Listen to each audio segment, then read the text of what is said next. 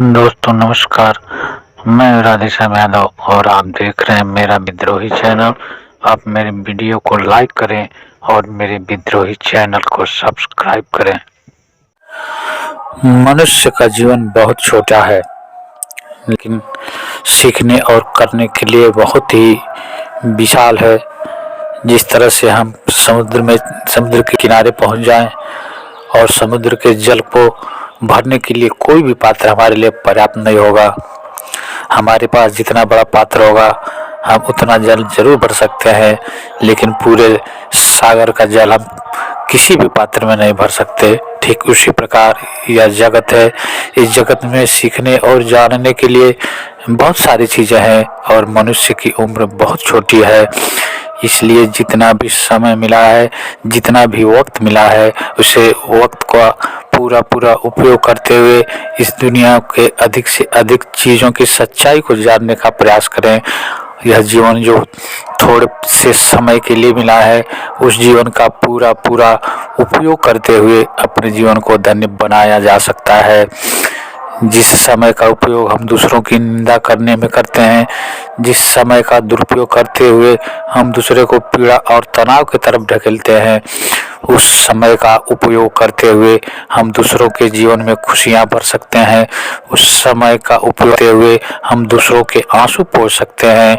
उस समय का उपयोग करते हुए हम भूखों को रोटी दे सकते हैं। और तभी मनुष्य जीवन सार्थक होगा। जो भी खाली समय बचता है उसमें पेड़ पौधों पशु पक्षियों से संवाद करके उन्हें भी आह्लादित किया जा सकता है।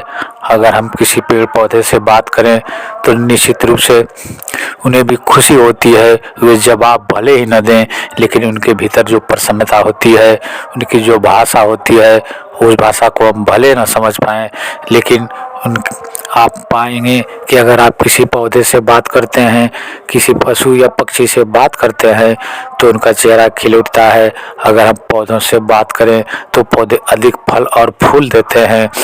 अगर हम किसी के साथ भी मीठा व्यवहार करें, मीठी बातें करें, तो उस आदमी का हृदय गदगद हो उठता है। निश्चित रूप से प्रकृति ने बनाया है और प्रेम ही ऐसी चीज़ है जिसके बल पर हम सारी दुनिया को जीत सकते हैं। नफरत को गले लगा करके आज तक कोई भी इस जीवन में खुशहाल नहीं रह पाया है। इसलिए जितना भी समय मिला है, जो भी संसाधन है, जो भी साधन है, जो भी परिस्थितियां हैं, उन परिस्थितियों में रहते हुए भी अच्छा से अच्छा कार्य करने के लिए अपने भीतर एक दृढ़ संकल्प करने की आवश्यकता है। और हर मनुष्य जो जिन परिस्थितियों में भी है, जिस जगह भी है, जिस पड़ाव पर भी है, वहाँ से वो अपने जीवन का पूरा उपयोग करते हुए चारों तरफ दुखियों की सेवा कर सकता है। चारों तरफ जो तनाव का वातावरण है उसे खुशनुमा बनाने में अपना सहयोग कर सकता है। और फिर वह कठिन से कठिन परिस्थितियों में रहते हुए भी अपने आप को आनंदित पाएगा और तब पाएगा कि उसके ऊपर लगातार उस ईश्वर की अनुकंपा बरस रही है और वह जहाँ भी रहेगा उसके भीतर से एक अजीब किस्म की सुगंध निकलेगी, जिससे आसपास रहने वाले लोग, उस रास्ते से गुजरने वाले लोग उस सुगंध को महसूस करते हुए असीम आनंद का अनुभव करेंगे। जिस तरह से अगर किसी बागीचे में फूला हुआ है तो जब भी हवाएं आती हैं, जब भी हवाएं चलती हैं, तो खुशबू पूरे वातावरण में फैल जाता है और उस रास्ते से गुजरने वाला कोई भी पथिक उस सुगंध से प्रभावित हुए बिना नहीं रह सकता।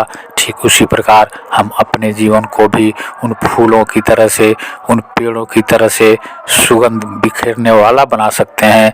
परिस्थितियां जैसी भी हों, हम उन परिस्थितियों में भी हंसते मुस्कुराते रह सकते हैं। परिस्थितियां तो इस जगत के नियम है, परिस्थितियां बनती बिगड़ती रहती हैं, लेकिन हमें जितना कुछ मिला है उसके लिए इस प्रकृति को धन्यवाद देने की आवश्यकता है।